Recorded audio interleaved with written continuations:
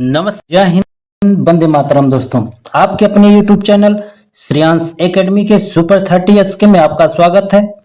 आज हम जीएस के अंतर्गत भौतिक विज्ञान में एक महत्वपूर्ण टॉपिक जिसका नाम है यांत्रिकी के साथ आपके बीच में उपस्थित हुए हैं।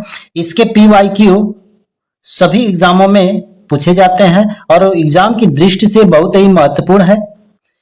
अगर आप चैनल पर नए हैं तो चैनल को लाइक, सब्सक्राइब और शेयर करना ना भूलें। चलते हैं हम अपने टॉपिक की तरफ। टॉपिक में सबसे पहला सवाल आपका है यांत्रिकी से। एक सवाल आपका क्वेश्चन नंबर 1 है कि कार्य का मात्रक क्या होता है। अगर हम कार्य के मात्रक की बात कर लेते हैं दोस्तों, किसके? कार्य के मात्रक की बात कर लेते हैं तो साहब कार्य का मात्रक हम जानते हैं कि जूल होता है, यह सबको पता है। आगे बढ़ते हैं कि प्रकाश वर्ष किसकी इकाई है। प्रकाश वर्ष किसकी इकाई है तो हम जानते हैं जब हमको बहुत ज्यादा दूरी मापनी होती है, यानी सूर्य से पृथ्वी तक की दूरी मापनी होती है, तो दूरी की सबसे बड़ी इकाई हम लोग प्रकाश वर्ष को कहते हैं। आगे बढ़ते हैं अगले क्वेश्चन की तरफ। अगला क्वेश्चन आपके स्क्रीन के ऊपर है कि बल की SI यूनिट क्या होती है। यदि बल की SI यूनिट की हम बात कर लें दोस्तों तो ये होता है साहब पास्कल होता है। क्या होता है? पास्कल का नाम दिया जाता है। चौथा क्वेश्चन आपके स्क्रीन के ऊपर है भौतिक विज्ञान का। कहा कि सूची 1 और सूची 2 को सुमेलित करना है। एक कूट दिया है, इस कूट के आधार पर हमको आंसर ढूंढना है। सबसे पहले हम बात कर लेते हैं, सबसे पहला का उच्च वेग। उच्च वेग की अगर हम बात कर लेते हैं साहब तो उच्च वेग का मिलान किससे होगा? तो उच्च वेग किसका होता है? ये मैक का होता है। किसका होता है? मैक का होता है। तरंगदैर्घ्य की बात कर लेते हैं, ये एंगस्ट्रॉन होता है इसका मात्रक। दाब का मात्रक क्या होता है? पास्कल होता है। और कार्य का ऊर्जा का मात्रक जूल होता है। यानी ऑप्शन नंबर सी की बात कर रहा है। ए का 1 हो जाएगा, बी का 2 और सी का 3, डी का 4, यानी ऑप्शन नंबर सी की बात कर रहा है। यहीं पे बात कर लेते हैं साहब 5वें क्वेश्चन की तरफ। 5वें क्वेश्चन का आपका दिया है कूट दिया है। कूट में हमको बताना क्या है? सबके मात्रकों का मिलान करना है। यदि दूरी की मात्रक की बात कर लेते हैं तो दूरी का मात्रक हम जानते हैं, अभी बताया, हम प्रकाश की बात कर रहे हैं, प्रकाश वर्ष की बात कर रहे हैं।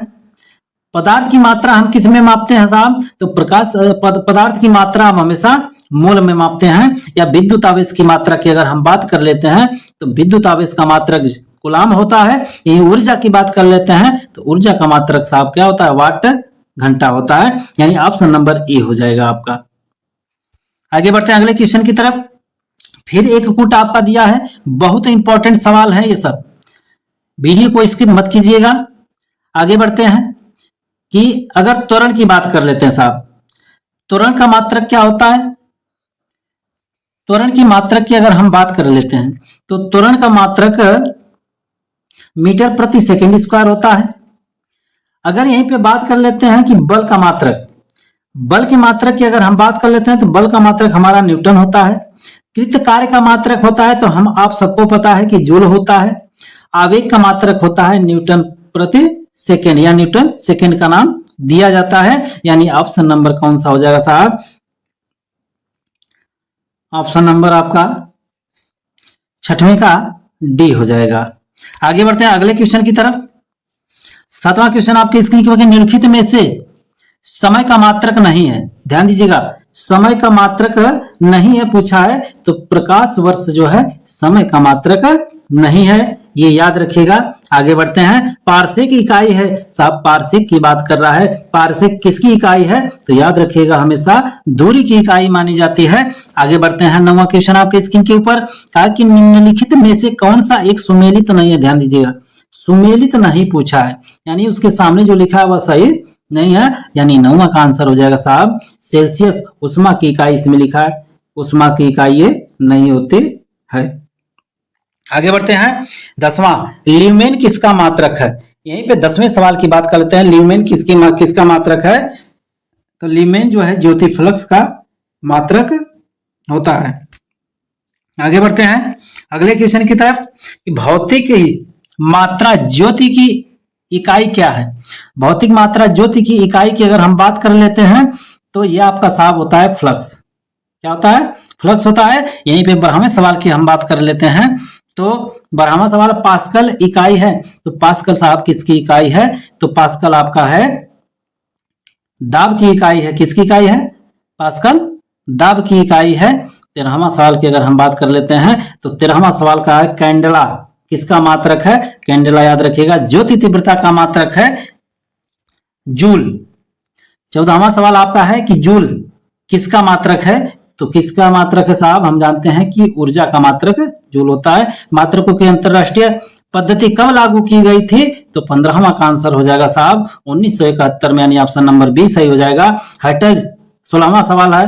16वां का है कि हर्ट्ज क्या मापने की यूनिट है? तो हर्ट्ज से साहब क्या मापा जाता है? हर्ट्ज से तो ये हो जाएगा तरंगों की आवृत्ति को मापने का काम हर्ट्ज से किया जाता है। 17वां सवाल आपके स्क्रीन के ऊपर है कि विद्युत मात्रा की इकाई क्या है? विद्युत मात्रा की इकाई की अगर हम दोस्तों लेते हैं तो एम्पियर होता है। क्या होता है? एम्पियर होता है। आगे 18वां क्वेश्चन आपके स्क्रीन के ऊपर की एसआई पद्धति में लेंस की शक्ति, ध्यान दीजिएगा, लेंस की शक्ति की बात कर लेते हैं, यानी ऑप्शन नंबर बी हो जाएगा डायोप्टर इसका जो है मात्रक होता। यहीं पे बात कर लेते हैं डेसिबल की, यानी 19वां सवाल हो जाएगा आपका डेसिबल किसे मापने के लिए प्रयोग किया जाता है? तो डेसिबल का जो है वह वातावरण में ध्वनि को मापने की बात की जाती है, यानी ऑप्शन नंबर सी हो जाएगा। यहीं पे बात कर लेते हैं साहब कि 20वां सवाल की कि एम्पियर क्या मापने की इकाई है? तो एम्पियर से आप सभी लोग जानते हैं, एम्पियर से मापने की जो इकाई होती है वह ऑप्शन नंबर बी हो जाएगा, यानी करंट मापने का जो है काम किया जाता है एम्पियर से। आगे बात कर लेते हैं यंग प्रत्यास्था गुणांक का एसआई मात्रक क्या है? यंग प्रत्यास्था गुणांक का एसआई मात्रक की अगर हम बात कर लेते हैं तो ये साहब होता है न्यूटन प्रति मीटर स्क्वायर होता है। यहीं पे बात कर लेते हैं 22वें सवाल की, तो निम्नलिखित युग्मों में से किस भौतिक राशियों के समान विमीय सूत्र नहीं है? विमीय सूत्र तो ये है साहब बल और दाब का विमीय सूत्र नहीं होता है। यहीं पे बात कर लेते हैं 23वें सवाल की, एक खगोलीय इकाई संबंधित है, एक खगोलीय इकाई की बात कर रहा है, तो सूर्य और पृथ्वी के बीच की दूरी से जो है खगोलीय इकाई से संबंधित है। ये निम्नलिखित में से कौन सी अविमीय राशि है? अविमीय राशि की बात कर लेते हैं तो 24वें का आंसर हो जाएगा साहब विकृति में कोई बीमा नहीं होती है, यानी इसे अविमीय का नाम भी दिया जाता। 24वें के बाद चलते हैं साहब 25वां सवाल आपके स्क्रीन के ऊपर कि निम्नलिखित में से कौन एक राशि नहीं है? राशि नहीं है, ध्यान दीजिएगा, पूछा है राशि नहीं है, तो 25वां का आंसर हो जाएगा साहब यह द्रव्यमान एक राशि नहीं होता है। यानी 26वें सवाल की अगर हम बात कर लेते हैं अदिश राशि, सदिश राशि से आपके एग्जाम में 100% सवाल आते हैं कि अदिश राशि है, अदिश राशि किसे कहते हैं, सदिश राशि किसे कहते हैं? आगे बढ़ते हैं, ये आप बताइएगा कि सदिश राशि किसे कहते हैं, अदिश राशि किसे कहते हैं। हम चलते हैं सवाल की तरफ कि अदिश राशि है कौन? अदिश राशि है 26वें सवाल का आंसर हो जाएगा साहब ऊर्जा एक अदिश राशि है जिसमें दिशा नहीं होती है, उसे अदिश राशि कहते हैं। सदिश का मतलब जिसमें परिमाण और दिशा दोनों होती है उसे सदिश कहते हैं। और जिसमें आगे बढ़ते हैं निम्नलिखित में से कौन सी एक सदिश राशि है? सदिश राशि की बात फिर आ गई। 27वें सवाल की अगर हम बात कर लेते हैं साहब, 27वां सवाल आपके स्क्रीन के ऊपर है कि ऑप्शन नंबर ए हो जाएगा आपका कि सदिश राशि नहीं है। यहां पूछा है कि सदिश राशि नहीं है और इसमें पूछा है कि सदिश राशि है। जब सदिश राशि है की बात कर लेते हैं तो ये साहब संवेग हो जाएगा, ये संवेग हो जाएगा। अगर यहीं पे 28वें सवाल की बात कर लेते हैं कि निम्नलिखित में से कौन सी राशि सदिश नहीं है, यहां सदिश नहीं है की बात कर रहा है 28वें सवाल में, यानी आपका आयतन जो है सदिश नहीं होता है। आगे बढ़ते हैं निम्नलिखित में सदिश राशि है 29वें सवाल का आंसर हो जाएगा सदिश की बात कर रहा है जिसमें वेग आपका आंसर हो जाएगा क्योंकि इसमें दिशा और परिमाण दोनों होता है। आगे बढ़ते हैं कि निम्नलिखित में से कौन सा एक व्युत्पन्न परिमाण नहीं है। यहाँ नहीं है पूछा है, तो जब नहीं है साहब यानी ऑप्शन नंबर द्रव्यमान की बात हो जाएगी, बी की बात हो जाएगी। त्वरण ज्ञात करने का सही सूत्र, ये सूत्र आपके सभी एग्जामों में पूछा जाता है, वेरी वेरी इंपॉर्टेंट है, याद रखिएगा, वेरी वेरी इंपॉर्टेंट है ये। अच्छा 31वां कहा कि त्वरण ज्ञात करने का सही सूत्र क्या है, तो 31वें का आंसर हो जाएगा साहब ए बराबर v minus you upon T होता है, ये याद रखिएगा। 32वां सवाल आपके स्क्रीन के ऊपर कि पदार्थ के संवेग और वेग के अनुपात में कौन सी भौतिक राशि प्राप्त की जाती है, कौन सी भौतिक राशि प्राप्त की जाती है, तो 32वें का आंसर हो जाएगा साहब ऑप्शन नंबर सी की बात कर रहा है, यानी द्रव्यमान की बात कर रहा है। आगे बढ़ते हैं, प्लांक के अचर में किसका आयाम है, प्लांक के अचर में किसका आयाम है, यानी ऑप्शन नंबर कोणीय गति की बात कर रहा है, ऑप्शन नंबर सी की बात कर रहा है। आगे बढ़ते हैं साहब 34वां सवाल आपके स्क्रीन के ऊपर, कहा कि एक लड़की झूले पर बैठी स्थिति में झूला झूल रही है, उस लड़की के खड़े हो जाने पर दोलन का आवर्तकाल क्या होगा, यानी दोलन का आवर्तकाल जो ये चलता है दोलन ऐसे, ये इसका आवर्तकाल माने कितने समय में ये इधर से उधर जाता है, तो ये कम हो जाएगा या ज्यादा हो जाएगा ये आपको बताना है। आगे चलते हैं 34वें सवाल की ओर। 34वें सवाल का ऑप्शन हो जाएगा साहब कम हो जाएगा, क्या हो जाएगा, कम हो जाएगा। आगे बढ़ते हैं 35वें सवाल की तरफ कि घूर्णन करती एक गोल मेज पर अचानक एक लड़का आकर बैठ जाता है, मेज में कोणीय वेग पर क्या प्रभाव पड़ेगा, तो ये साहब कम हो जाएगा, क्या हो जाएगा, कम हो जाएगा। कोई भी वस्तु है घूम रही है, अगर इस मेज पर किसी लड़के को बैठा दिया जाए तो इसकी गति जो है कम हो जाती है। आगे बढ़ते हैं 36वें सवाल की तरफ बढ़ते हैं कि यदि किसी चलती हुई वस्तु के वेग को 2 गुना कर दिया जाए तो उसकी क्या हो जाएगी साहब, त्वरण 2 गुना हो जाएगा, या गतिज ऊर्जा 2 गुनी हो जाएगी, या गतिज ऊर्जा 4 गुनी हो जाएगी, या भार 2 गुना हो जाएगा, इनमें से आपको बताना है। यानी 36वें का आंसर साहब हो जाएगा आपका ऑप्शन नंबर सी हो जाएगा, यानी इसमें गतिज ऊर्जा 4 गुना हो जाती है। आगे बढ़ते हैं अगले क्वेश्चन की तरफ, किसी पिंड के द्रव्यमान तथा भार में अंतर होता है क्योंकि द्रव्यमान परिवर्तनीय होता है जबकि भार स्थिर रहता है, द्रव्यमान स्थिर रहता है जबकि भार परिवर्तनीय होता है, या दोनों सत्य या दोनों गलत है, तो 37वां का आंसर साफ हो जाएगा आपका, यानी